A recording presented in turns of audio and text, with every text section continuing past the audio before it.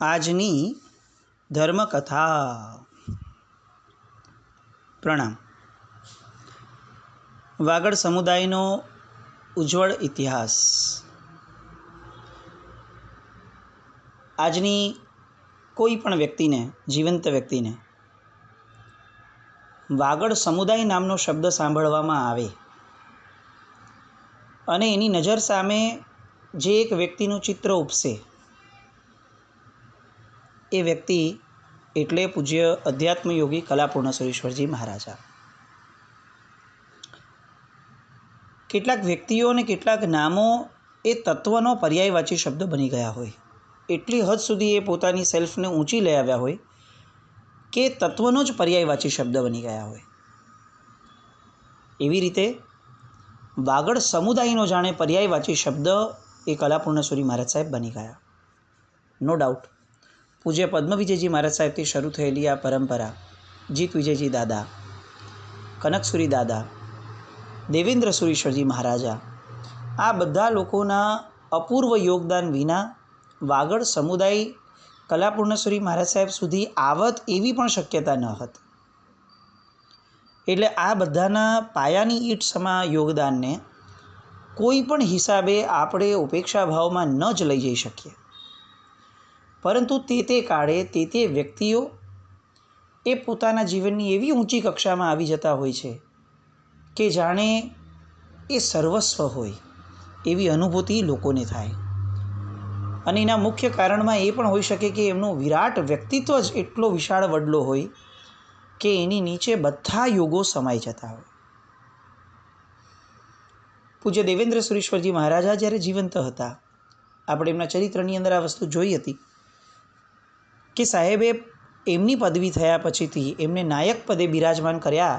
એ પછીથી within a year સાહેબે આગ્રહ રાખ્યો કે મારે મારા ઉત્તરાધિકારીને નિમીને જવું છે. અને એટલે ઘણી બધી જહેમત પછીથી એમની મહેનત, વાગડના શ્રી સંઘોની મહેનત, સમાજના આગેવાનોની મહેનત, આ બધાના અથાગ પરિશ્રમ બાદ પૂજ્ય કલાપૂર્ણ સુરેશ્વરજી મહારાજ એ આ વાગડ સમુદાયની બાગડોર સંભાળવા માટે એ તૈયાર થયા. આ વાત થોડી વિસ્તારને ઊંડાણમાં જવા જેવી છે. એમને ખ્યાલ હતો કે એમને ઉત્તરાધિકારી તરીકે નિમ્યા છે. જ્યારે દેવેન્દ્ર સુરીશ્વરજી મહારાજાને આચાર્ય પદવી આપવાની થઈ ત્યારે જ એમણે કહ્યું હતું કે ભાઈ મને એક સક્ષમ વ્યક્તિત્વ મારી સાથે આપતા હો તો હું આ પદ સ્વીકારું. કારણ કે તેઓ હવે વયોવૃદ્ધ થયા હતા અને એમણે આ નામ તરીકે કલાપૂર્ણસુરી મહારાજને એ ટાઈમે નોમિનેટ કરી દીધા હતા.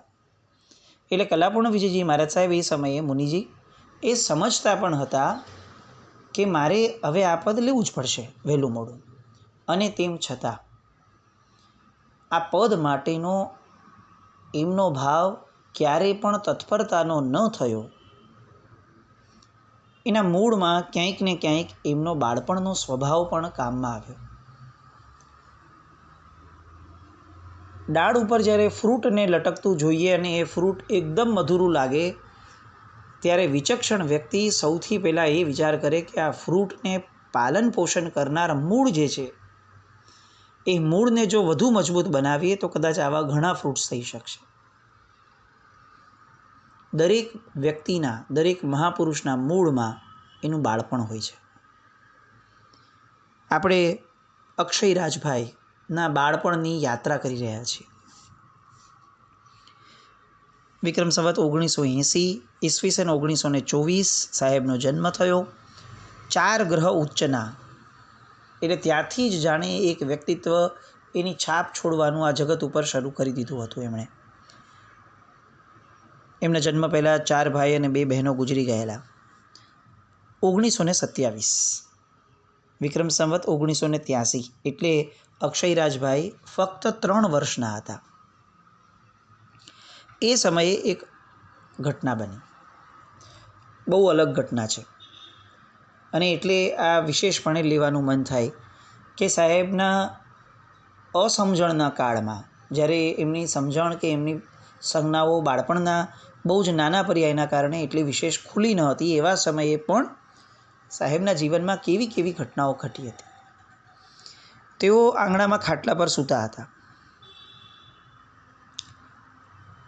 સારા કુટુંબમાં જન્મ થયો હતો એટલે બાળપણથી એ સારી રીતે ઉછર્યા, વ્યવસ્થિત રીતે ઉછર્યા. એટલે જન્મ્યા ત્યાર પછીથી જ્યારે કાન વિંધાવડાવ્યો ત્યારે એમને સોનાની બુટ્ટી પહેરાવી હતી. એમના પરિવારમાં એમના એક કાકા, એ કાકાને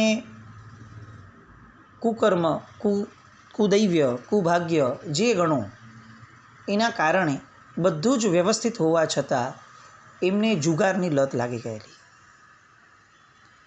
અને જુગારની લત એવી છે કે માણસની પાસે બધું જ ભૂલવી દે. બધું જ છીનવી લે તો બરાબર છે, પણ છીનવી લેતા પહેલાં બધું ભૂલવી દે. અને આ જ કાકાને એ સમયે કોઈક નબળી પડે, આ સોનાની બૂટ ઉપર એમની નજર પડી. દેવું થઈ ગયેલું હતું, કરવું શું? એટલે એમણે સોનાની એ બુટ્ટી જે છે એ ખેંચીને કાઢી લીધી. 3 વર્ષનો બાળક, શરીર કેટલું કોમળ હોય, એમાં પણ કાનની બૂટનો ભાગ ફોર એવર મરીએ ત્યાં સુધી સૌથી કોમળ ભાગ કહી શકાય, એમાંનો એક ભાગ. અને એમાં પણ આ 3 વર્ષના બાળકની બુટ્ટી જોરથી ખેંચી અને જો કાઢે તો સૌથી મોટો ફટકો જે પડે એ પડે કે કાનની બૂટ આખી ને આખી બુટ્ટી સાથે તૂટી જાય. અને અહીંયા પણ આવું જ થયું. સાહેબના જમણા કાનની બુટ્ટી એ તૂટી ગઈ. બુટ્ટી એટલે બુટ્ટી તો ખરી જ, બૂટ તૂટી ગઈ. એમના કાકા તો એ સમયે આ બુટ્ટી લઈને વયા ગયા. પરંતુ કાયમનો જે એક વસવસો અને જે એક ખોડ એ એમના દેહમાં રહી ગઈ. એ આ 3 વર્ષના હતા ત્યારનો આ પ્રસંગ. એની પછી એકાદ વર્ષના ગાળાની અંદરમાં જ સાહેબ સાથે બીજો એક પ્રસંગ એવો પણ બન્યો હતો કે જેની અંદર સાહેબ કોઈની સાથે રસ્તામાં જતા હતા અને અચાનક જ તે ભાઈ કે જે વ્યક્તિ એમની હારે હતું એના દ્વારા એમનો જે હાથ પકડ્યો હતો એ હાથ છૂટી ગયો. સાવ નાની ઉંમર, સાથે રહેનાર વ્યક્તિને ફાળ પડી પેટમાં કે આ તો તકલીફ થઈ. રોકકળ શરૂ કરી, ગૂંથવાનું શરૂ કર્યું. ઘરના બધા ભેગા થયા, આજુબાજુના લોકો ભેગા થયા અને કલાકોની મહેનત સુધી બાળકને બધે જ શોધ્યો. જ્યાં જેટલા રસ્તા જ્યાં જઈ શકતા હતા તે બધા જ રસ્તા ઉપર શોધખોળ આદરી. જાહેરાતો થઈ ગઈ, લોકો ભેગા થયા, લોકોએ પણ શોધખોળમાં મહેનત કરી અને કંઈ જ ન થતાં છેવટે બધા નિરાશ વદને ઘરે પાછા આવ્યા. તો એ સમયે ઘરના પાછળના ભાગમાં આ અક્ષયરાજભાઈ બેઠા હતા. એ ક્યાંથી આવ્યા, એમને કોણ લઈ આવ્યું, કઈ રીતે તે અહીંયા સુધી પહોંચ્યા, એમાંની એક પણ વાતનો જવાબ આપવા માટેની સમજણની ધારા એ એમની ઉંમરમાં એ સમયે ન હતી. પરંતુ આ પ્રસંગ એવો બન્યો કે તેઓ ઘરની પાછળના ભાગમાંથી મળ્યા. આવી રીતનું જીવન. અને હવે 5 વર્ષની ઉંમરના થયા એટલે એમને ભણવા માટે એ સમયે સ્કૂલની અંદર મૂક્યા. રાજસ્થાન ફલોદી એ સમયે એટલું વ્યવસ્થિત હતું, એક શહેરની ગણનામાં આવે એવું કે ત્યાં બધી જ વ્યવસ્થાઓ એ સમયે તંત્ર એકદમ વ્યવસ્થિત રેગ્યુલર હતું. અંગ્રેજીનું શિક્ષણ પણ ભણાવાતું હતું, સ્કૂલો પણ બહુ વ્યવસ્થિત રહેતી હતી અને વ્યક્તિને ભણતર દ્વારા કંઈક આગળ વધવાનો સ્કોપ મળે એ રીતની ધારા પણ ત્યાં એકદમ સુપેરે હતી. એટલે માસ્તર કુંદનમલજી અને પારસમલજી એમણે સાહેબને ભણાવવાનું શરૂ કર્યું.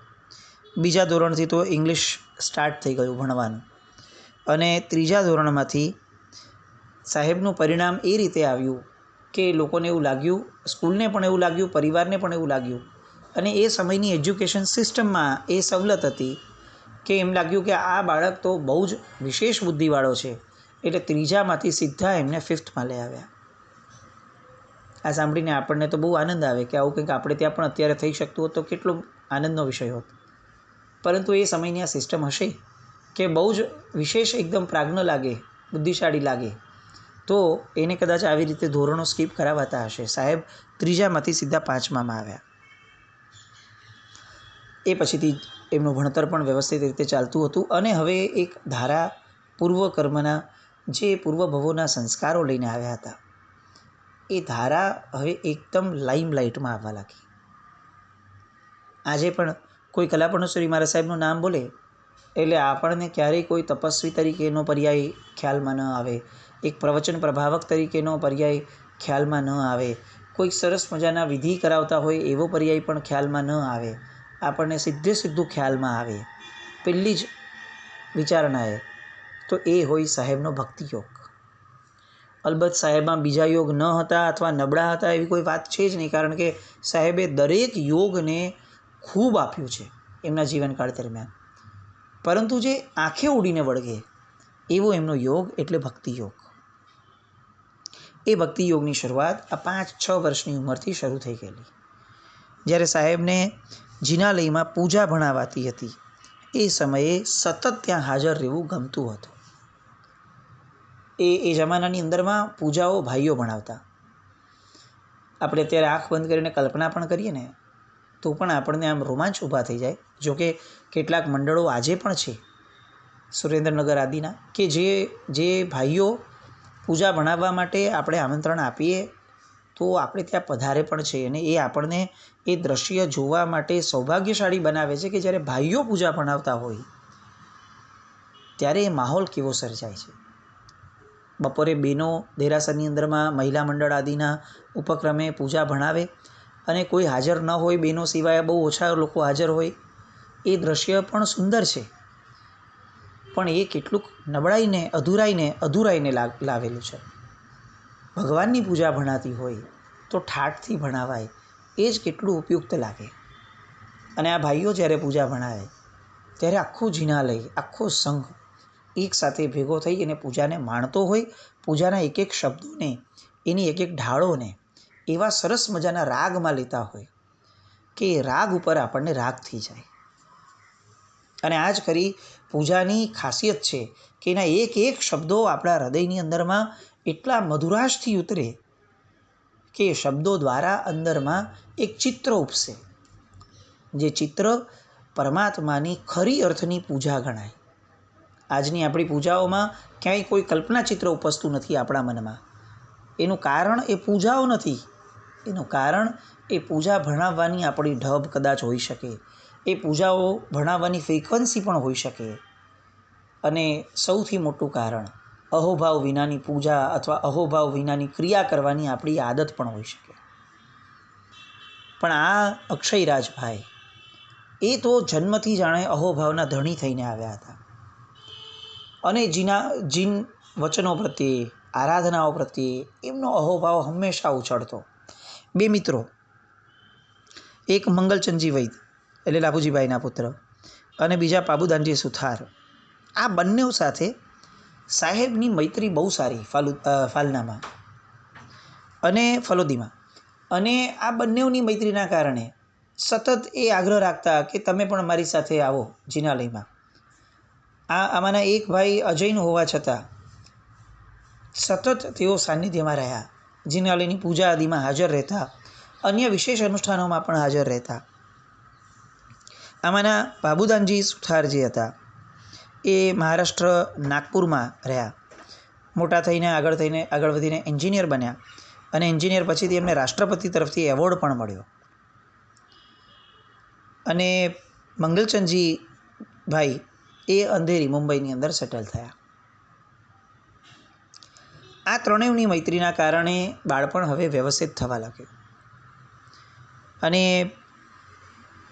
એ બાળપણની અંદરમાં પરમાત્મા ભક્તિ, પરમાત્માની સ્તવના, વ્યવહારિક ભણતર, આ બધું એકદમ યોગ્ય ક્રમથી જઈ રહ્યું હતું. અને એક દિવસ આવ્યો 1932માં, એટલે કે ફક્ત એમની ઉંમર જ્યારે 8 વર્ષની હતી ત્યારે. આપણે ઘણી બધી વાર આવું વિચારીએ છીએ કે પૂર્વના મહાપુરુષોને કયા કયા નિમિત્તથી એમને વૈરાગ્ય થયો. અક્ષયરાજજીનો જીવનનો ક્રમ અને એમને થયેલું વૈરાગ્યનું કારણ સાંભળીએ તો આપણને ખરેખર એવું લાગે કે આ વ્યક્તિ પૂર્વનું શું જબરદસ્ત બળ લઈને આવ્યા હશે. જે વાત આપણી માટે સામાન્યથી પણ સામાન્ય ગણાય, ફક્ત એ વાતની અંદરમાં 8 વર્ષની ઉંમરમાં આ અક્ષયરાજભાઈને વૈરાગ્યનું બીજ પડ્યું. મુદ્દો એવો હતો કે ફલોદીમાં કોઈ એક સ્થળે નવું મકાન બનતું હતું અને નવું મકાન બનતું હતું એટલે એ સમયે સિમેન્ટ કરતાં ચૂનો વધારે વપરાતો, એટલે ચૂનાની ભઠ્ઠી ત્યાં સળગાવાઈ હતી. અને જે રીતે ચૂનો બને, આજના આપણી જનરેશનના બાળકો કે ઇવન વડીલોને પણ કદાચ આ દ્રશ્ય જોવા જ નથી મળવાનું, કારણ કે જે રીતે આપણી ઇન્ડસ્ટ્રીઝ અને મશીનરીઝ વધી ગઈ એ રીતે કેટલીક વસ્તુઓ એ આપણા જીવનમાંથી સાફ થઈ ગઈ છે. આપણે કોઈ પ્રોસેસો જોઈ નથી શકતા, આપણે કોઈ પ્રોસેસને જોવાના ઈચ્છાવાળા બી ન રહ્યા. બધું રેડીમેડ મળે છે, એની પાછળ શું થાય છે એ વિચારણાના ઊંડાણવાળા પણ ન રહ્યા. પણ એ ગામડું હતું કે જે સમૃદ્ધ રહેતું હતું, જ્યાં હાલતા ચાલતા પણ દરેક વસ્તુઓ જેમને ઓબ્ઝર્વ કરવી છે એ બધા માટે ખુલ્લી રહેતી હતી.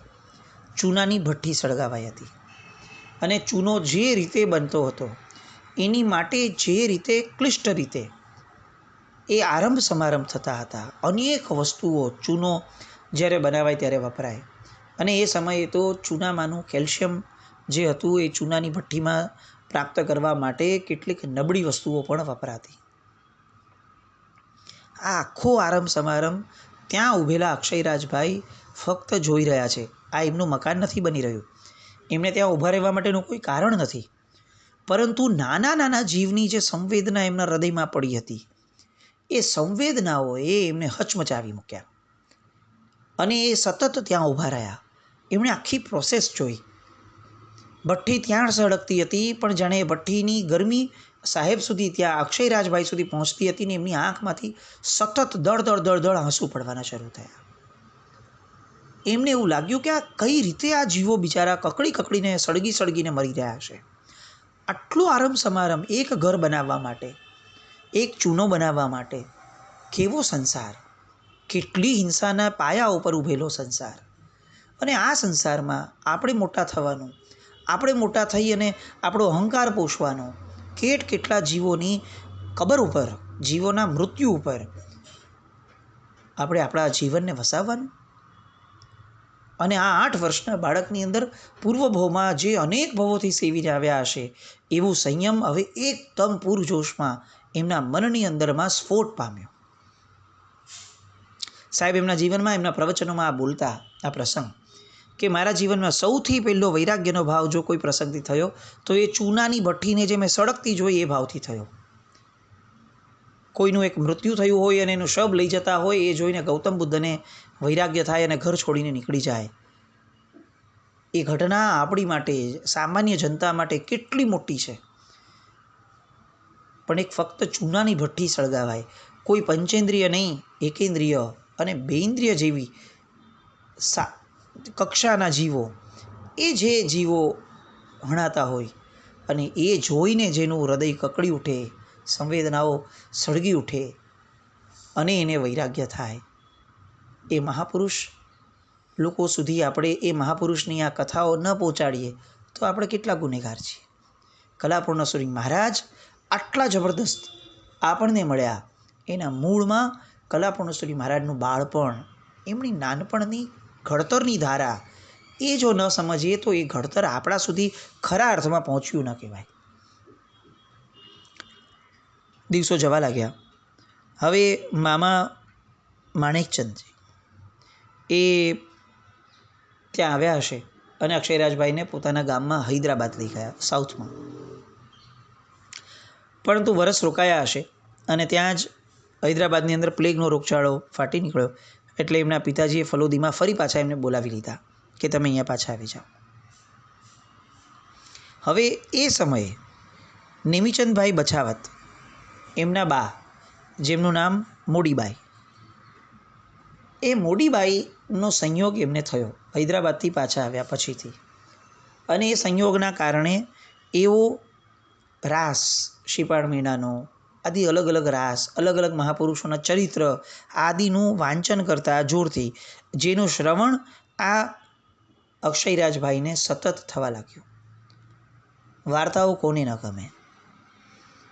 વાર્તા જેને ન ગમે એ માણસ કલ્પના વગરનો છે, અને કલ્પના વગરના માણસની અંદરમાં સંગમીપણું એ થતું નથી.